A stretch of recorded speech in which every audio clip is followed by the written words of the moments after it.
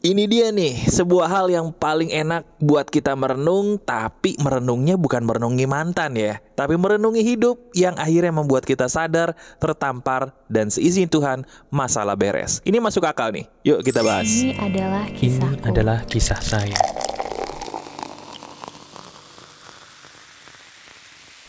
Halo teman-teman, apa kabar? Ada saya kembali, Aryan Surya, sahabat baik kamu dari Pagar Kehidupan.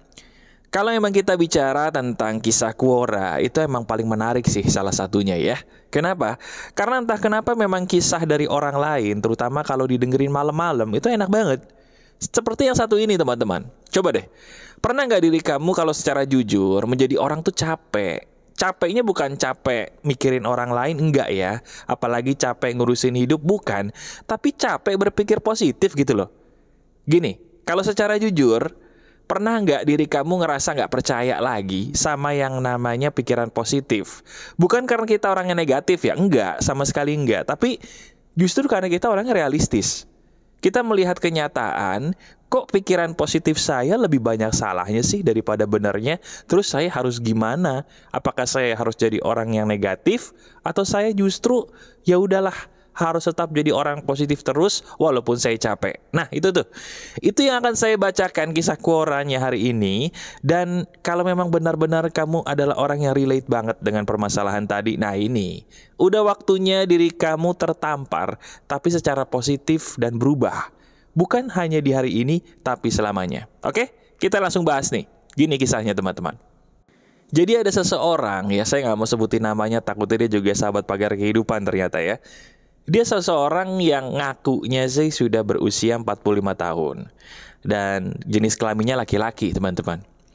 Jadi sebagai kepala keluarga, dia itu punya tekanan hidup sama ya seperti kepala keluarga lain, termasuk juga saya sih. Kita ini sebagai laki-laki mungkin banyak nggak diketahui, punya saat-saat dimana kita hampir tumbang ya. Perempuan pun juga sama, sebagai seorang perempuan, terutama seorang ibu, pasti ada momen di mana kalian itu hampir ngerasa tumbang atau jatuh. Nah, di saat tumbang atau jatuh itu, si laki-laki ini, pria hebat ini tiba-tiba mencoba untuk berpikir positif dong. Tapi dia bingung, kenapa pikiran positifnya itu setiap kali dia berpikir positif, yang kejadian malah yang kebalikannya teman-teman. Ya, ini aneh tapi lucu. Nah, ada penjelasannya nanti nih. Jadi dia berpikir positif, sama seperti kamu, tapi kok kejadiannya malah yang kebalikannya mulu. Pernah nggak kamu kayak gitu?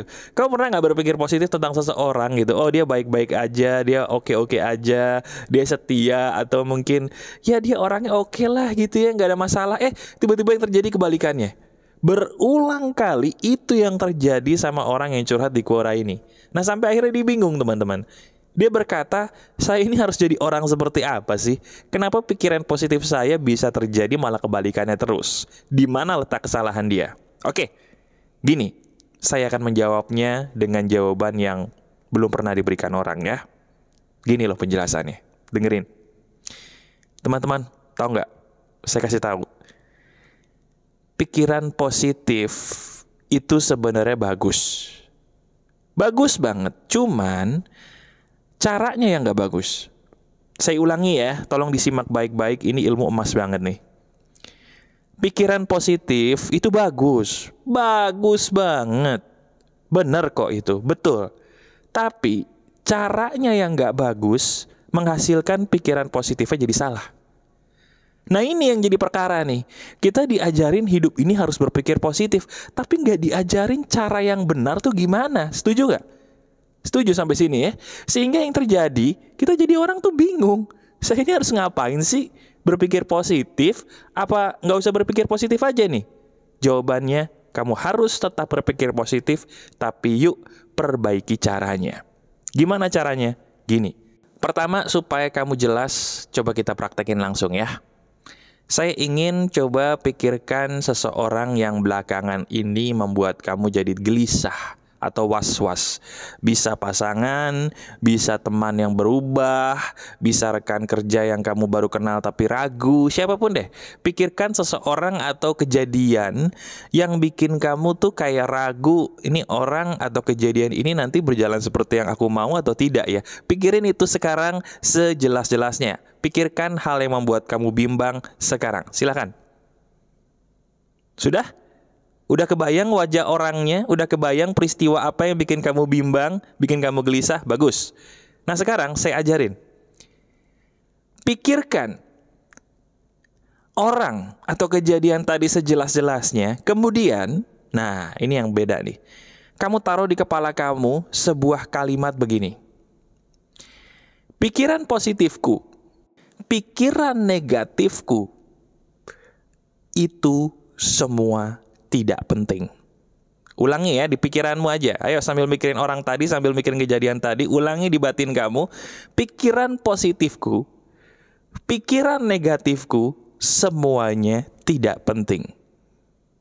Yang penting adalah terjadi sesuai kehendak Tuhan yang aku yakin itu terbaik.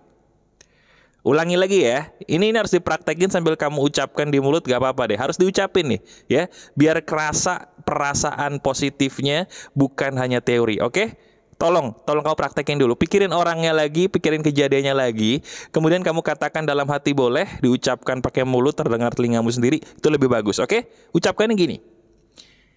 Pikiran positifku, pikiran negatifku, semuanya tidak penting. Yang penting segala sesuatunya terjadi sesuai kehendak-Mu, Tuhan. Terima kasih, saya percaya. Terima kasih, saya terima. Selesai. Gimana rasanya? Ayo. Rasanya lebih enak atau enggak? Kenapa bisa lebih enak? Nah, saya jelasin dulu teorinya. Begini, teman-teman. Semua yang kamu pikirin tentang orang, baik itu positif atau negatif, semuanya salah. Saya ulangi, semua hal yang kita pikirin tentang seseorang, tentang sebuah peristiwa, terus kita buat jadi positif atau kita pikirin negatif, itu dua-duanya salah. Loh, kenapa dua-duanya salah? Karena kita tidak bisa menebak segala sesuatu itu 100% sama. Setuju nggak? Coba kita lihat sendiri kisah hidup kita di masa lalu. Berapa kali kita berusaha nebak-nebak seseorang, berapa kali kita berusaha nebak-nebak peristiwa, tapi entah kenapa semuanya terjadi tidak 100% seperti yang kita pikirin. Berapa kali gara-gara itu kita kecewa, berapa kali gara-gara itu kita ngerasa kok jadi orang kayak, maaf ya, agak blow on gitu ya. Ngapain tadi saya berpikir kayak gitu kejauhan? Nah itu maksud saya. Mulai detik ini, camkan baik-baik. Pikiran positifmu sama orang itu, pikiran negatifmu sama orang itu, dua-duanya salah. Jadi maksud saya, udah yuk, gak usah lah mikir-mikirin dia sampai segitunya. Serahin aja semua sama Tuhanmu. Mau dia itu orang baik, ya alhamdulillah. Mau dia orang jahat, alhamdulillah. Bersyukur juga, puji Tuhan juga. Karena apa? Yang bikin kita capek itu kita sendiri lagi. Iya kan? Kita berusaha berpikir bahwa oh ini orang baik nih. Oh ini orang baik, padahal nggak ada buktinya. Mana buktinya dia baik? Atau mungkin menurut kamu dia baik, tapi dia berubah ke arah yang nggak baik. Kamu maksa, oh dia orang baik nih. Dia orang baik. Mana buktinya berubahnya ke arah yang nggak baik kok? Atau kebalikannya, Mas tadi saya ngeliat teman saya. Terus teman saya tuh kerjaannya tuh ngejelekin orang mulu. Saya yakin nih Mas, saya tuh dibicarain yang jelek-jelek juga sama dia, tapi dia nggak mau ngaku. Ih, orang kayak gitu tuh bikin saya pengen, waduh negatif tuh ya. Ngapain juga kamu mikirin orang negatif? Loh, tapi dia emang beneran negatif Mas. Iya saya tahu dia negatif, tapi ada gunanya nggak kita berpikir kenegatifan dia? Ada gunanya nggak? Coba pikirin deh, jawab. Nggak ada gunanya, yang ada malah capek. Udah capek kagak dapet duit lagi. Aduh ngapain? Mending kalau capek dapat duit, betul nggak? Nah, kan mulai senyum-senyum. Iya ya. Kalau capek dapat duit, saya juga mau, Mas. Ya, jangankan kamu, saya juga mau dah dapat bonus. Nggak apa-apa deh sekali-sekali mikirin orang yang nyebelin, asal dikasih duit lumayan buat makan warteg. Ya nggak? Enak makan warteg nasi rames tuh. Apalagi kalau pakai perkedel. Apalagi kalau pakai tempe mendoan. Waduh, enak banget ya, dikecapin. Aduh, malah jadi lapar ya. Ya pokoknya saya ingin kamu tuh jadi orang waras ya. Ini sebuah perkara yang sebenarnya bukan hanya dicurhatkan oleh orang yang di Quora tadi, tapi saya yakin kamu, iya, sebagai teman saya, sebagai sahabat virtual saya, kayaknya baru-baru ini mengalami peristiwa ini ya. Nah, sebentar, seperti biasa, kalau kamu menonton ini sampai hampir habis, saya harus kasih kamu sebuah hadiah istimewa yang orang lain tidak mendapatkannya. Ini hadiah buat saya dan juga hadiah buat kamu. Karena ini juga berguna buat saya kemarin dan ini pasti juga berguna buat kamu. Gini. Teman-teman, kamu mau nggak jadi orang waras tapi dengan cara yang bisa dibilang tidak waras? Saya ulangi, kamu mau nggak jadi orang waras tapi dengan cara yang tidak waras? Saya anggap mau ya, karena kamu terus menonton saya. Gini caranya nih. Mulai detik ini, yuk kamu hindarkan diri kamu untuk sehari aja sehindar-hindarnya dari manusia. Baik secara virtual maupun secara langsung. Berikan diri kamu 1 hari full di mana kamu menyendiri. Bukan karena kamu introvert atau ekstrovert atau ambivert, bukan ya. Tapi karena diri kamu sedang melakukan recharge ulang batin. Terus kalau saya begitu bukannya jadi ansos mas, bukan. Coba deh kau praktekin. Berikan diri kamu sehari full, nggak buka sosmed yang ada kaitannya dengan orang-orang, terus nggak ketemu orang. Di sehari full itu, kamu dengerin lagu-lagu kesukaan kamu, boleh lagu positif, lagu rohani, apapun lagu-lagu yang enak-enak, dari pagi sampai sore. Kalau bisa kamu nyanyi-nyanyi sendiri, tapi nggak usah ketemu orang di hari itu. Nonton channel-channel YouTube yang bikin kamu ketawa, bikin kamu ketampar kayak gini juga boleh, seharian full. Tapi kamu janji, kalau ada yang WhatsApp diemin, kalau ada yang SMS diemin, kalau ada yang telepon jangan diangkat dulu, bilang kamu lagi sibuk, butuh waktu untuk sendiri. Coba kamu praktekin ini deh. 1 hari aja. Lihat apa yang terjadi dengan diri kamu. Aneh tapi nyatanya, diri kamu bukan jadi orang aneh atau nggak jelas karena nggak ketemu orang. Tapi lucunya, ini sudah saya praktekin ya, dan saya juga tolong orang pakai ini. Lucunya, banyak orang yang malah jadi seger banget. Jadi coba, di bagian akhir ini, saya ingin kamu praktekin bonus yang saya berikan tadi. Cari waktu di mana 1 hari, kamu punya waktu di situ ya, terutama tanggal merah nih, kamu nggak ketemu orang. Kamu nggak buka sosmed dari orang, baik itu DM, baik itu WhatsApp, baik itu apa. Minta waktulah sama mereka sehari itu, kamu nggak diganggu. Di situ kamu nyanyi-nyanyi sendiri lah, joget-joget sendiri lah, atau di situ kamu nonton channel YouTube yang bikin kamu ketawa, ketampar, terinspirasi lah seperti ini. Atau di situ kamu mungkin sekedar ya itu, leyeh-leyeh di kasur tapi sambil mikirin yang enak-enak, yang bikin kamu ketawa, yang bikin kamu happy, tanpa harus ketemu orang, baik secara virtual ataupun langsung. Itu yang akan membuat batin kamu jadi sembuh. Harus dipraktekin. Sekali lagi, pagar kehidupan baru terasa kalau dipraktekkan ya.